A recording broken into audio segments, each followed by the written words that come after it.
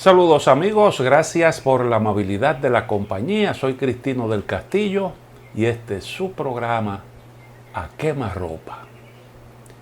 El gobierno de la República Dominicana, su Ministerio de Interior y Policía, más concretamente, han anunciado un plan para el registro de los extranjeros residentes en la República Dominicana. Un registro que se va a realizar independientemente del estatus migratorio de los extranjeros, según lo que se ha dicho. Es un trabajo que ha estado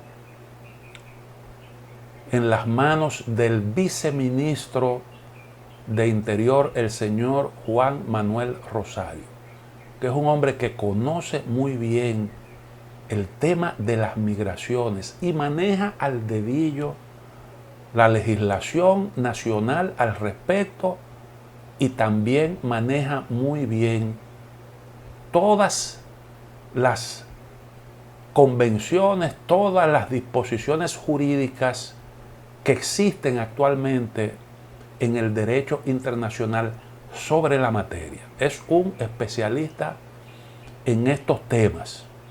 Ahora, yo creo honestamente, eso desde luego que es un asunto tranquilizante, porque también es un hombre que ha tenido posiciones muy claras sobre el tema de las migraciones. Eso, reitero, tranquiliza mucho, pero a mí me parece que las autoridades tienen que explicar mejor en qué consiste ese plan. Honestamente, yo no conozco precedentes. A lo mejor existen por ahí, pero no conozco un solo país que haya hecho algo de esta naturaleza. Yo hice un esfuerzo, pero no pude obtener información al respecto, porque entiendo que con los que están en una situación migratoria irregular, usted tiene dos opciones conforme a la ley: o usted lo regulariza, para eso se necesita de una disposición legal al respecto, o usted sencillamente los deporta.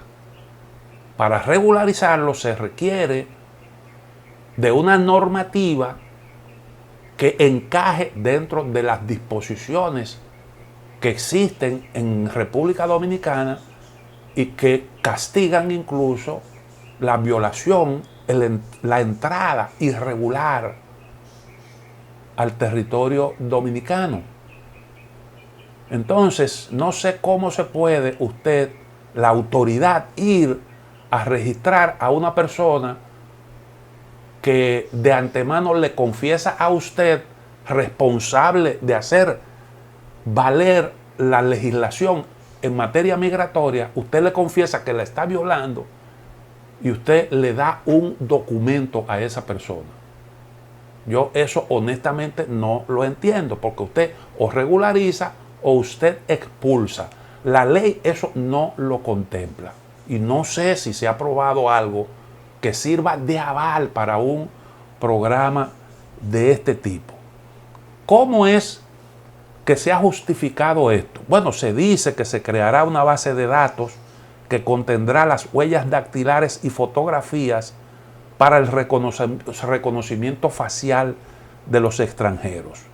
Y eso se realizará entre las 40 oficinas que el gobierno tendrá a nivel nacional. Literalmente, dijo Juan Manuel Rosario, la oficina tiene que registrar a los extranjeros por un asunto de seguridad nacional y un asunto de seguridad ciudadana. ¿Y por qué se habla de seguridad nacional? Todo país, cuando permite que una persona ingrese a su territorio, tiene que hacer una depuración para saber quién está entrando. Eso es verdad. Usted tiene que saber quién está entrando. Pero eso usted, la depuración la hace cuando la persona ingresa por la vía regular, que usted tiene la posibilidad de averiguar quién es esa persona que le está presentando un documento, si el documento es legítimo, si ha estado alguna vez en el territorio de República Dominicana, si cometió alguna infracción estando en el territorio nacional, si tiene alguna cuenta pendiente. La depuración se hace al momento de presentar la visa. Cuando una persona entra de forma irregular, no hay manera de usted depurarla, porque sencillamente usted ni siquiera sabe que esa persona ingresó a su territorio. La persona entró violando los controles establecidos para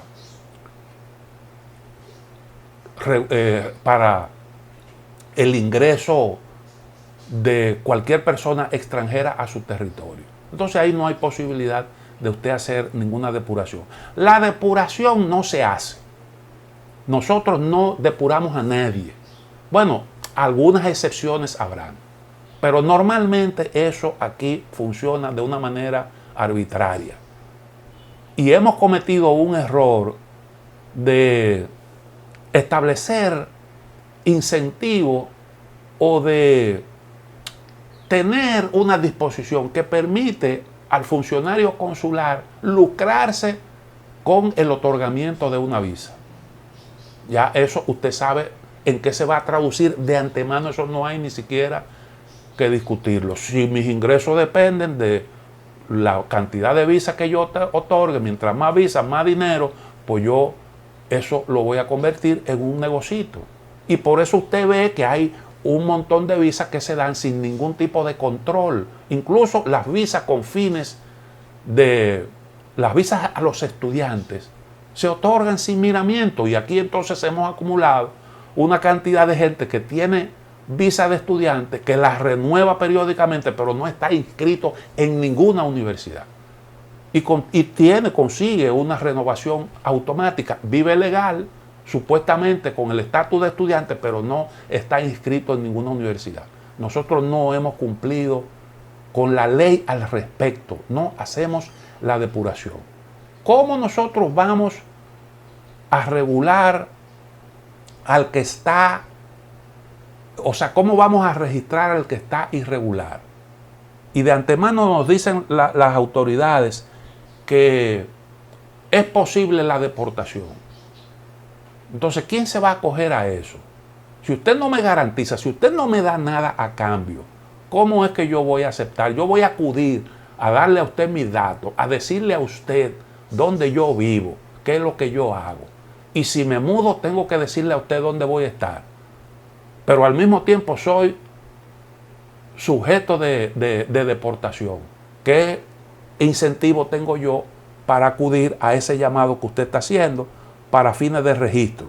Yo creo que ahí, obviamente, pues en la práctica, eso tendrá el equivalente a una regularización. Una regularización por la vía de hecho, sin ningún tipo de instrumento legal que avale eso, porque el plan de regularización de extranjeros, para eso se adoptó un decreto presidencial y hubo disposiciones legales que avalaran ese programa. Pero en este caso, yo creo honestamente que aquí habrá que darle una explicación a la gente de cómo es que esto va a operar. ¿Cómo es que esto va a operar? Se habla del registro de los trabajadores fronterizos. Eso tiene ya mucho más sentido. Bueno, porque hay gente que vive en el territorio de Haití, pero tiene algún tipo de actividad, cruza al territorio nacional para algún tipo de actividad que el Estado mismo permite. Eso nosotros deberíamos regularlo de alguna forma. Más allá de usted ir y darle un documento, registrar a los que hacen esos cruces, nosotros deberíamos adoptar una normativa en ese sentido para tener el control. Eso se entiende perfectamente. Pero no me queda claro cómo es que nosotros vamos a aplicar un programa de registro. Yo supongo que eso no solo será para los haitianos, porque las normas no se aplican para una categoría de extranjero en específico, sino para todos.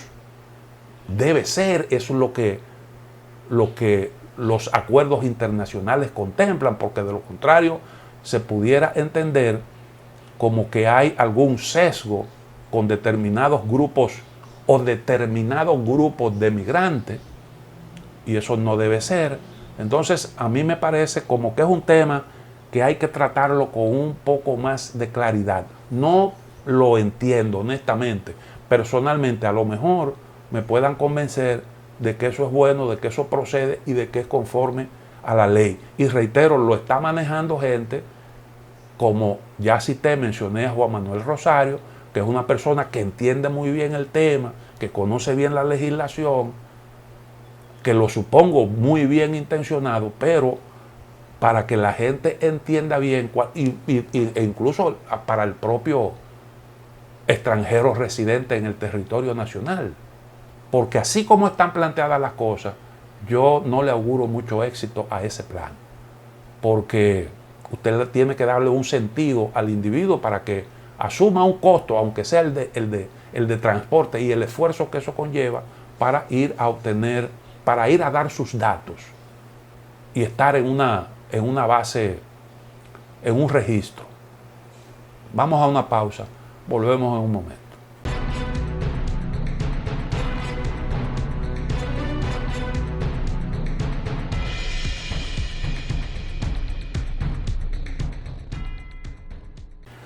Dicen que las situaciones difíciles por lo general vienen acompañadas de alguna oportunidad para usted, aunque sea aprender de ella, de la experiencia en el manejo, que le sirva de enseñanza.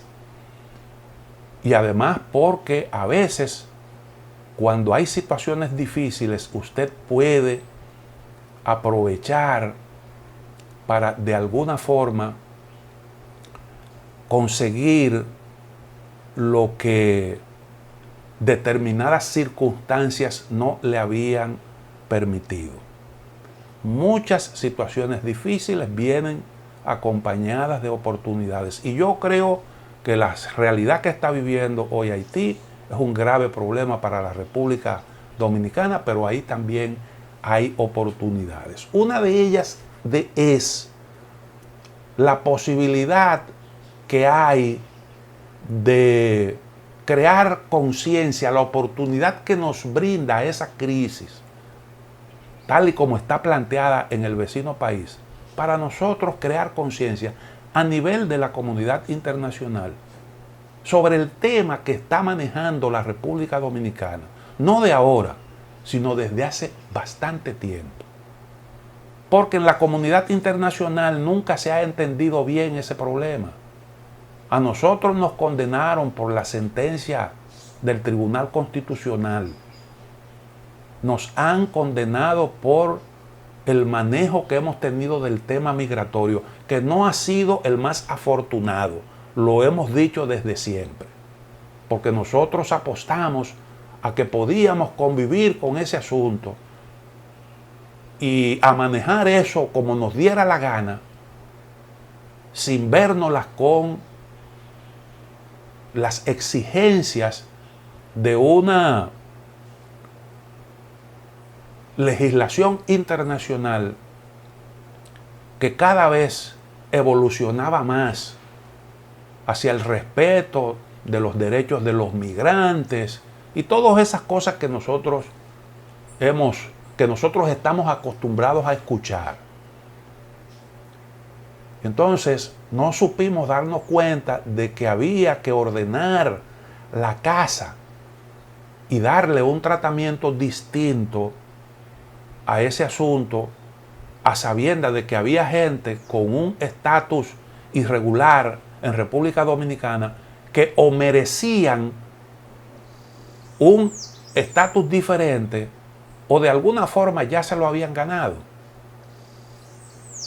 Y nos tardamos muchísimo tiempo, esperamos que la comunidad internacional nos arrinconara con ese tema. Bueno, pues yo digo que ahora hay planteado una oportunidad. ¿Cuál es esa oportunidad? Hacer conciencia, mayor conciencia de lo que implica compartir una isla con un estado colapsado. Lo que implica usted no tener ningún interlocutor con quien tratar los temas relativos a las relaciones mutuas. Cómo abordar, con quién abordar las diversas situaciones que se producen de interés mutuo. Y todo lo que va asociado a eso. Ahora se está hablando del caso de las parturientas, un tema que no es nuevo. Lo que sabemos ahora es que en lo que va de año, eso le ha costado a la República Dominicana más de 10.000 millones de pesos, que para un país con recursos muy limitados, en medio además de una pandemia que ha conllevado un gran sacrificio, eso representa una tremenda carga. Pero esa es una de las expresiones que tiene este problema. No son solo las parturientas las que vienen a los hospitales de República Dominicana. Yo hace un tiempo dije, vaya y haga un recorrido y usted lo podrá comprobar. Naturalmente aquí tenemos una comunidad de inmigrantes haitianos que pueden legítimamente ir a nuestros hospitales en busca de salud porque tienen un estatus legal, trabajan y pueden tener ese derecho.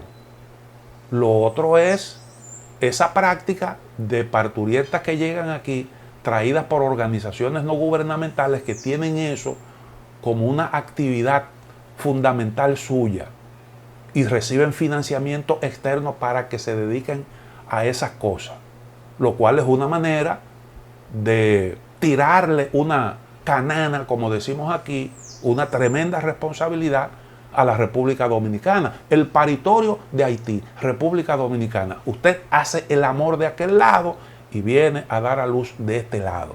Cuando usted tiene en su territorio un montón de parturientas a las que usted no les brinda la mejor de las atenciones.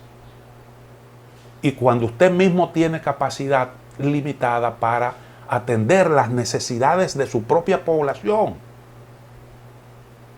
Recuerdo que una enfermera de una sala de cuidados intensivos de un centro médico dominicano publicó un video en donde ella mostraba quiénes eran los que ocupaban el 95% de las camas en esa unidad de cuidados intensivos. Todos extranjeros, todos ciudadanos haitianos. Cuando sabemos los problemas que hay para usted acceder, siendo usted dominicano y teniendo todo el derecho para usted acceder, para que le den un espacio en una unidad de cuidados intensivos. Aquí hubo un dominicano prominente al que se le negó un espacio, una cama en una unidad de cuidados intensivos después de sufrir un accidente. Y ese es el país que se permite ese tipo de cosas. Que me digan a mí un solo país del mundo en donde esas cosas existan y en donde usted pueda ir a un hospital, recibir atención e irse por ahí mismo. Que me digan a mí un solo país. Y no solo extranjeros irregulares, sino gente que viene exclusivamente a eso, traídos a la República Dominicana con esos fines que ni siquiera el idioma conocen. Pero además de eso, llegan con un montón de situaciones que han acumulado producto de descuido. Y entonces eso hace todavía mucho más complicado y mucho más costoso el tratamiento, el parto, porque se supone que usted tiene que tener previamente algún tipo de cuidado para no tener complicaciones, no sufrir complicaciones en el momento a la hora de dar a luz. Entonces nosotros tenemos ahí ese problema. Y hay la posibilidad, decía, de tratar este tema para ir creando conciencia. Porque no es solo la crisis actual. No es solo la crisis actual. El problema de Haití tiene décadas. Ese es un problema que tiene décadas. Y es un problema cuya solución no es inmediata. Ese problema requerirá tiempo, aún dándole el tratamiento que las circunstancias requieren, que las circunstancias demandan, que no se le está dando. Aún así, solucionar este problema va a llevar un gran esfuerzo. Y entonces no podemos renunciar y aceptar como algo ya definitivo eso que nos han dicho de que la solución al problema de la seguridad en Haití la tienen que resolver los haitianos. Si ellos tienen que resolver la cuestión de la seguridad, si ese es un problema de ellos, que ellos tienen que afrontar, también tienen que hacerle frente a las consecuencias. También tienen que hacerle frente a los problemas de salud. Usted no puede ir, después de estar reclamando que les respeten sus asuntos internos, como hizo el canciller, que se molestó porque el presidente dominicano sugirió a la comunidad internacional que se involucre para beneficio del propio pueblo haitiano. Pero eso se ve como que detrás de eso hay una mala intención, como que hay el interés de dañar y como que hay el interés de usted restarle legitimidad al gobierno, a sus autoridades y desacreditarla. Usted no puede ir cuando tiene ese tipo de actitud a un cónclave internacional como hizo el señor Claude Joseph a reclamar que le den un trato piadoso a los emigrantes de su país. Porque ¿qué es lo que se puede entender por un trato digno, humano? ¿Cómo yo entiendo eso? Esa petición que tú me estás haciendo. Un trato humano significa que yo te tenga que dejar pasar porque tu país está atravesando por una situación incómoda. Yo lo entiendo. Incluso hay algunas convenciones sobre los refugiados y todas esas cosas. El problema es que Haití tiene décadas en eso. Y el problema es que los haitianos ese tipo de cosas la han estimulado. La propia clase política haitiana. Eso se reseñó una vez aquí en los medios de comunicación, lo que se trató en una reunión entre políticos haitianos, que incluso se fijaron metas, deben salir de aquí determinada cantidad mensual y todos los años, para de alguna forma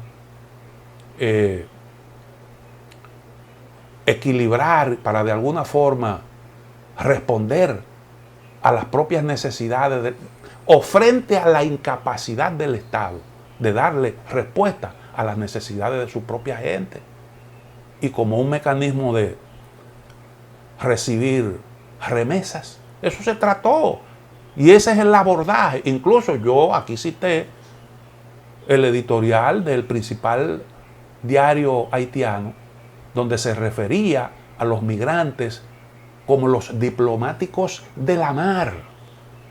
Ese era el tratamiento, son diplomáticos. Esos que se van huyendo le dan el estatus de diplomático. Aquellos se estaba analizando era el tema de los migrantes que trataron de penetrar al territorio estadounidense a través de la frontera con México.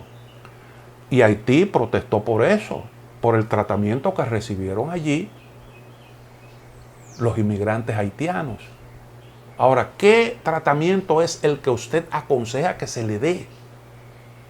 Porque Estados Unidos, su gobierno, dijo, para acá no vengan porque los vamos a devolver. ¿Qué tú haces con un grupo de gente que intenta penetrar violentamente a pesar de tu propósito declarado de impedir el paso de irregulares a través de tu frontera? ¿Qué tú haces frente a eso? La frontera con México en ese momento estaba cerrada hasta para los flujos por la vía legal, por el asunto de la pandemia. Y usted llega y usted dice que usted va a entrar. ¿Cuál es el tratamiento humano que hay que darle a un ciudadano en esas condiciones? Yo entiendo el drama por el que está viviendo esa nación. Eso se entiende y da mucha pena esa realidad. Eso es algo muy penoso, que una persona tenga que salir del territorio de su país a ver cómo consigue una oportunidad en tierras extranjeras y en esas condiciones, recorriendo largas distancias y exponiéndose incluso a perder su propia vida. Eso es sumamente doloroso. Pero estamos hablando prácticamente de una mudanza de un pueblo hacia el extranjero. Eso amerita de un enfoque totalmente distinto. República Dominicana, ¿cuántos haitianos es que puede permitir, es que puede absorber? Porque no es que nosotros nos hemos negado, es que aquí ya estamos saturados. Usted tiene aquí ciudadanos que lo que están es, y estamos hablando de miles, que lo que se dedican es a labores de subsistencia. Y usted tiene que garantizarle la salud, tiene que garantizarle la educación para ellos, para sus hijos. Y eso tiene un costo. Eso tiene un costo y no se vislumbra, no se avisora un fin de eso, sino que el problema, el riesgo es que ese asunto se agrave de forma radical y eso pues naturalmente genera preocupaciones. Entonces, este señor que llega allí, que ocupa un asiento en las mismas condiciones en que todos los ministros de los demás países, pero de una legitimidad, su posición de una legitimidad cuestionada, pues yo creo que debe ser un poco más cuidadoso con su discurso. Porque es muy bien. Nosotros sabemos que usted tiene dificultades, pero también hay que entender las dificultades que tiene el otro. Vamos a la otra pausa, volvemos en un momento.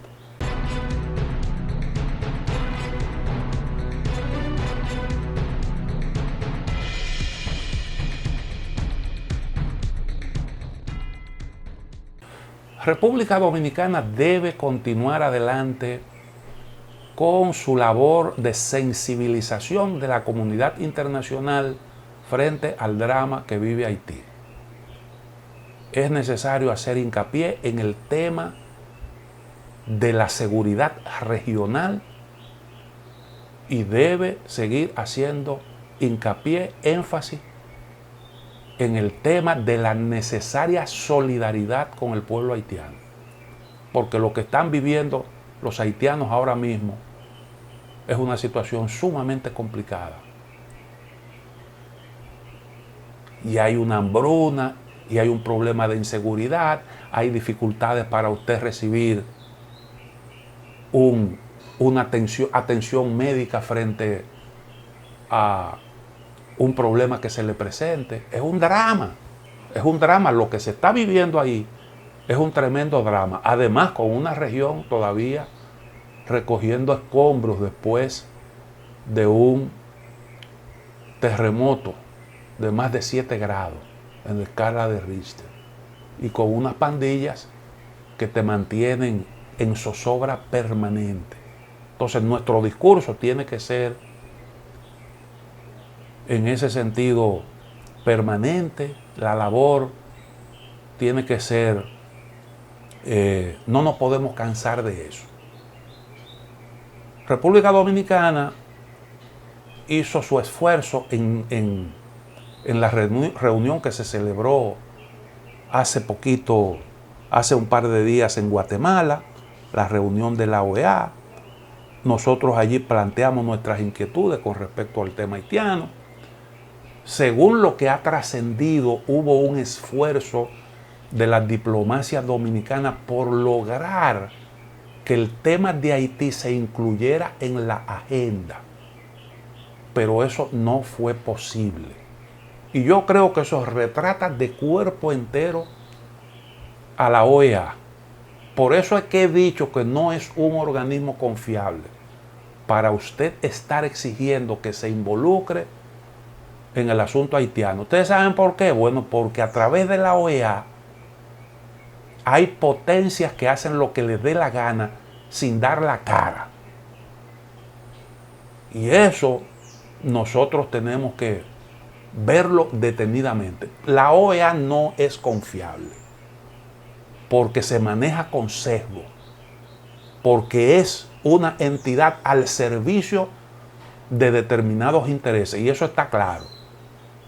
Miren lo rápido que se reunió para conocer el caso de Nicaragua. Casi exclusivamente la situación de Nicaragua fue el tema central. Y sin embargo, una situación susceptible de afectar a los países vecinos, de poner en riesgo su seguridad, una crisis humanitaria que se está viviendo ahí, mezclada con una crisis política y un problema de inseguridad extrema, eso no amerita la más mínima atención, ni siquiera una simple declaración se hace. Y eso es un silencio culposo. Ese es un silencio culposo cuando usted se supone que tiene entre sus responsabilidades tratar de garantizar la paz y la seguridad internacionales. Pero ni siquiera una simple atención. Poner el tema en la agenda para que los distintos países expresen allí su opinión.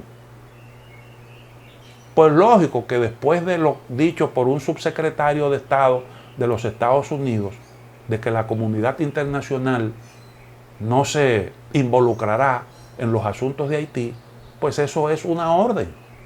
Y lo que se comprueba es precisamente eso, que hay una hipocresía, un discurso falso con respecto al tema de los derechos humanos, supuestas preocupaciones. A nosotros nos han sentado 80,000 veces en el banquillo de los acusados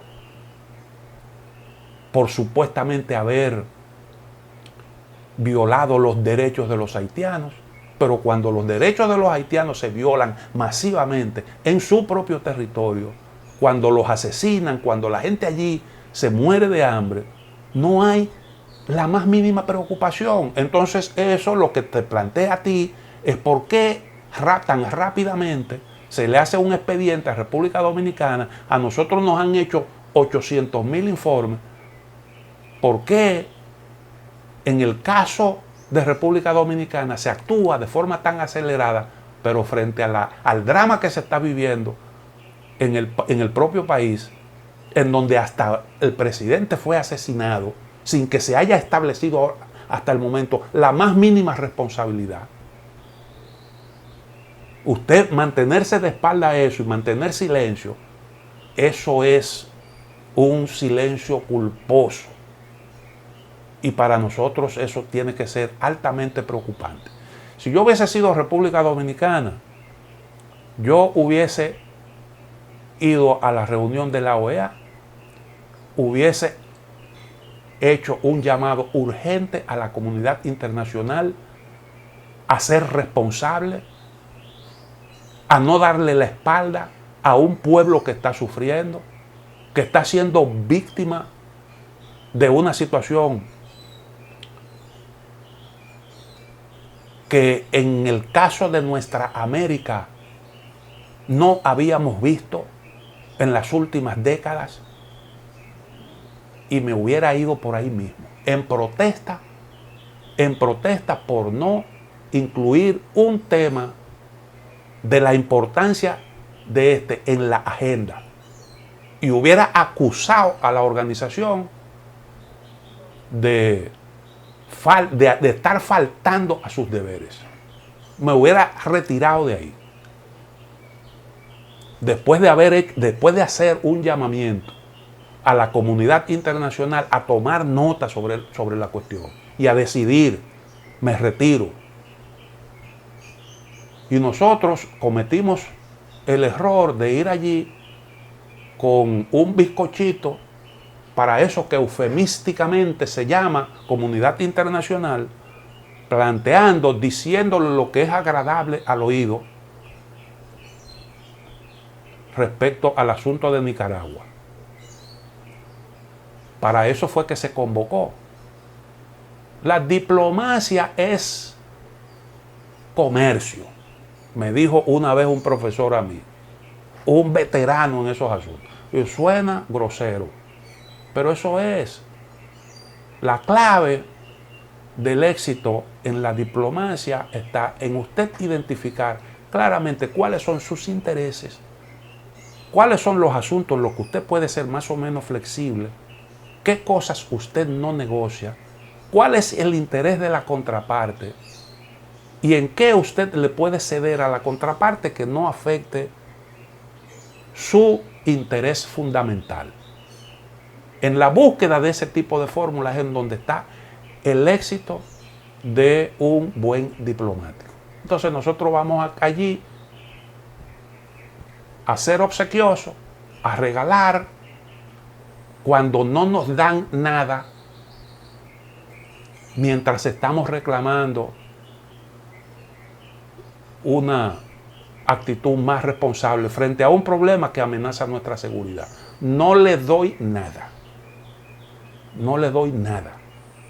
Porque si tú no me apoyas a mí en una cosa que yo estoy reclamando, tú no tienes por qué esperar que yo te respalde a ti en lo que son tus intereses. Así es que se manejan, aunque usted yo lo puedo decir aquí, porque yo no soy, ni soy diplomático, ni soy candidato a nada, ni soy dirigente político. Yo puedo decir lo que me dé la gana. Y usted, como representante de una nación, escoge el lenguaje que sea apropiado y plantea una posición que es la posición que se corresponde con un tratamiento que usted está recibiendo. Así de sencillo. Así de sencillo. Bueno, si lo de Haití es un problema interno de los haitianos, el nicaragüense también. El nicaragüense también. Y con respecto a Nicaragua, déjeme decirle una cosa. Yo creo que lo de Ortega es censurable. Lo de Ortega es censurable. Porque, ¿cómo usted se puede hablar de una elección legítima allí donde no participa la parte contraria, donde no tiene esa posibilidad? Ahora, yo creo que ahí también hay otro asunto que es necesario ponderar, que yo creo que la comunidad internacional lo conoce. La comunidad internacional lo conoce y es el temita este de que usted, cuando hay un gobierno que no le es de su agrado, usted financia organizaciones políticas, organizaciones de la sociedad civil para hacer un trabajo en contra de ese gobierno. Y usted financia la oposición política. Y eso definitivamente que es un asunto que de alguna forma pues son violatorias de los asuntos internos de los estados. ¿Cómo reaccionó Estados Unidos frente a lo que ellos denominaron como una injerencia de Rusia en sus elecciones? Trataron incluso de destituir mediante un impeachment. Se contempló, se llegó a contemplar esa posibilidad para sacar a Donald Trump. porque Rusia supuestamente se había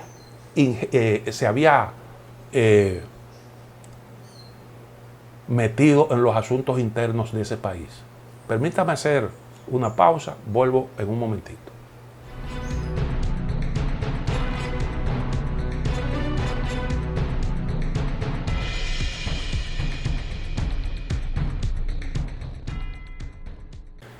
Entonces, hay realmente un tremendo sesgo en estos asuntos.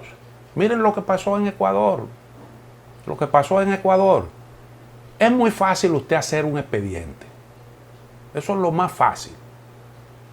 A Donald Trump trataron de destituirlo porque presionó supuestamente al gobierno de Ucrania para que investigara las actividades de un hijo de Joe Biden en ese país, que recibía unos $50,000 de una empresa ligada al asunto del petróleo y del gas.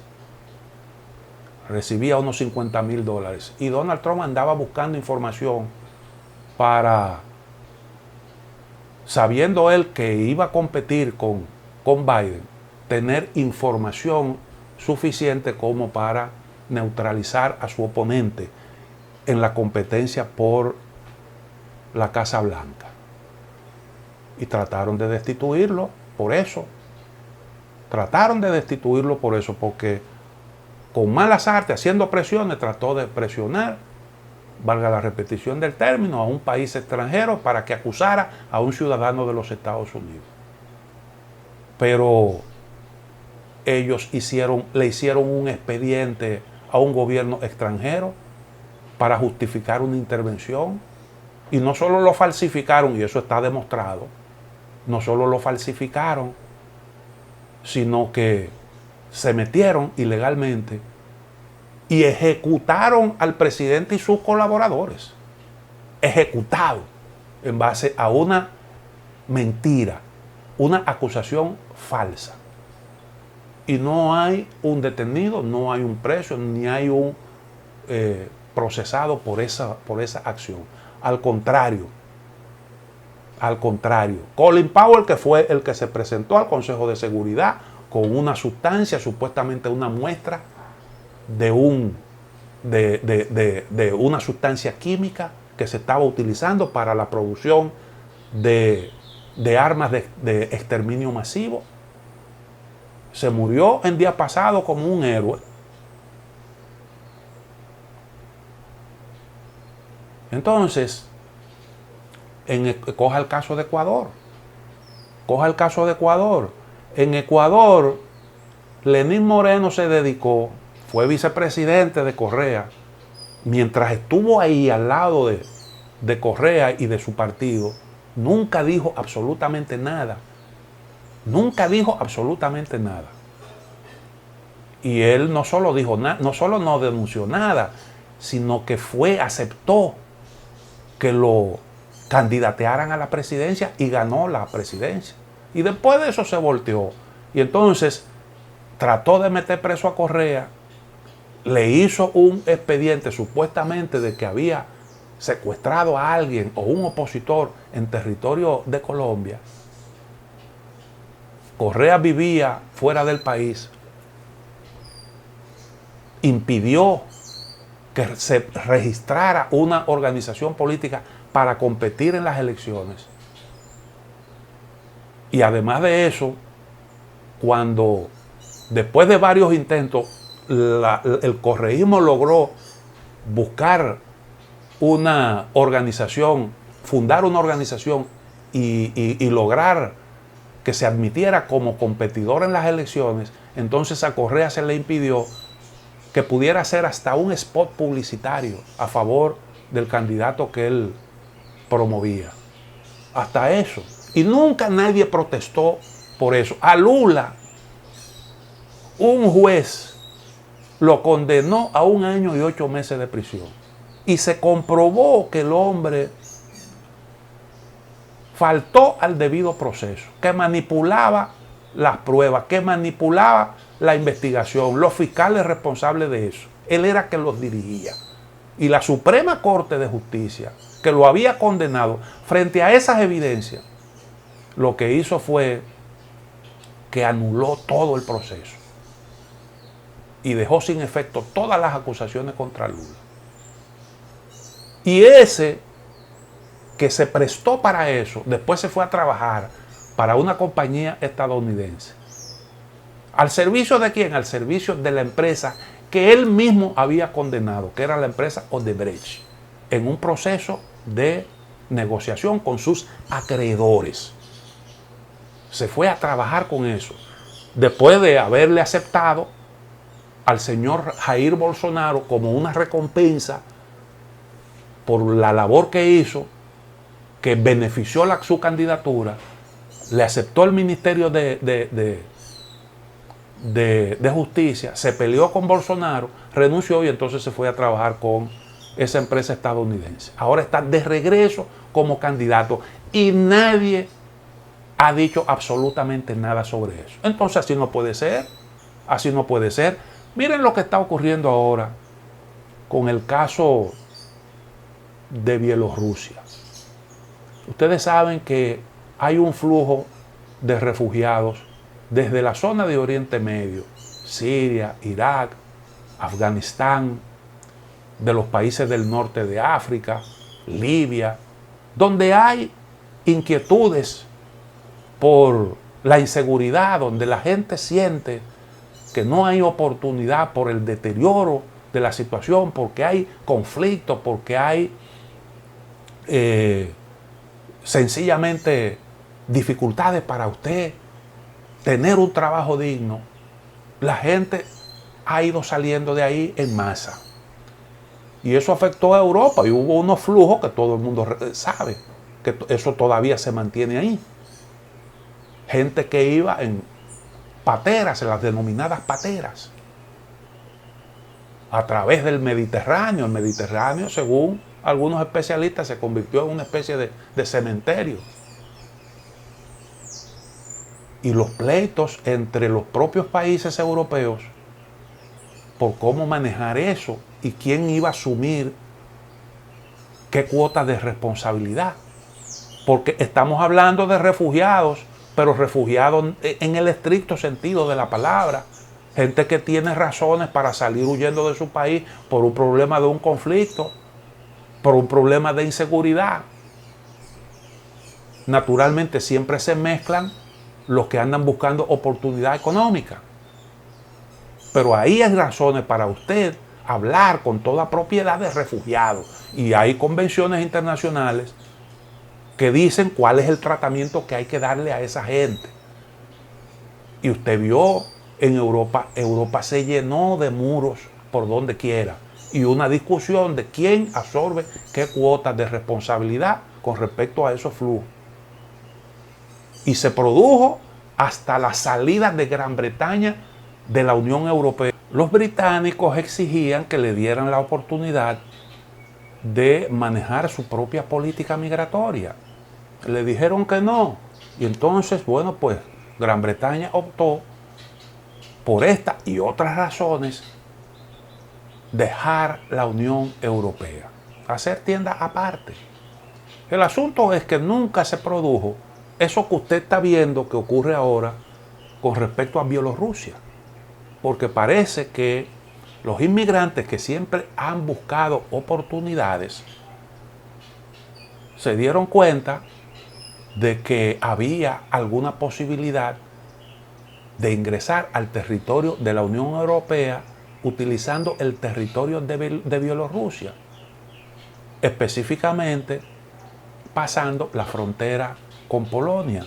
Y la reacción de Polonia, porque se llegó a concentrar una cantidad ahí más o menos significativa de migrantes, entonces reaccionó acusando al gobierno de Bielorrusia de manipular políticamente el tema migratorio, de atentar contra la seguridad de Polonia. Y la Unión Europea asumió ese mismo discurso y dijo que la intención era precisamente crear una crisis en la Unión Europea por la cantidad de migrantes que eran entre 1.500, 3.000 refugiados. Gente que estaba ahí desafiando bajas temperaturas, porque es una zona donde ya en estos tiempos hace bastante frío. Y el riesgo de contraer una enfermedad es muy alto. Y eso, pues, motivó incluso a Gran Bretaña a mandar un equipo de militares especializados para actuar ahí en esa zona. Y hubo un pronunciamiento de la OTAN y un pronunciamiento del gobierno de los Estados Unidos. Sin embargo, el mismo tema migratorio se manejó de forma distinta. En el caso, por ejemplo, de Estados Unidos, ustedes vieron las filas, las caravanas de migrantes que salían, algunos hasta de América del Sur, de Chile, de Brasil, haitianos, centroamericanos, caravanas, un montón de caravanas. ¿Qué podía hacer el gobierno de México? Todas esas caravanas pasaron sin ningún tipo de problema, ingresaron al territorio mexicano hasta llegar a la frontera con Estados Unidos. Y la OTAN no hizo ningún pronunciamiento con respecto a esos flujos, ni se acusó a nadie de estar atentando contra la estabilidad de Estados Unidos. Es un problema que se ha producido como consecuencia de falta de oportunidades en el caso de la zona de Oriente Medio, como consecuencia de políticas que esos propios países, la OTAN incluida, la organización militar de esas naciones, es el producto de esas políticas que ellos han implementado ahí, que han destruido países enteros, ciudades completas destruidas, hasta el punto de que no queda un solo edificio que no haya sido afectado en muchas de esas ciudades. Y entonces se ha hecho un drama con esto. Y ahí, bueno, pues hay una situación complicada. En un momento en el que la OTAN tiene interés de acercarse a la frontera con Rusia. Y ya lo están haciendo por la zona del Mar Negro. Ahí está Putin diciendo, este es un gran reto que nosotros tenemos para la seguridad nuestra. Ahí lo está diciendo Putin. Un gran reto para nuestra seguridad. Y lo están haciendo a través del Mar Caspio. No me sorprendería que se repita otra vez la historia de que los rusos intenten desplegar armas también, acercarse a la frontera de Estados Unidos, como lo hicieron ellos con Turquía. Siempre ha sido esa una intención. Aquella vez la crisis de los misiles fue porque Estados Unidos instaló misiles en Turquía y Rusia o la Unión Soviética en ese momento desplegó misiles en Cuba. El mismo problema repetido de una versión distinta. Y entonces se hace toda esta alaraca. Entonces la idea, lo que estoy tratando de comunicar, a cualquiera le hacen un expediente. A cualquiera le hacen un expediente. Y por eso es que yo entiendo que estos asuntos hay que manejarlos con cierto cuidado. Bueno, llegamos al final de Quemarropa, no hay tiempo para más. Mañana, Dios mediante, estaremos nuevamente con ustedes.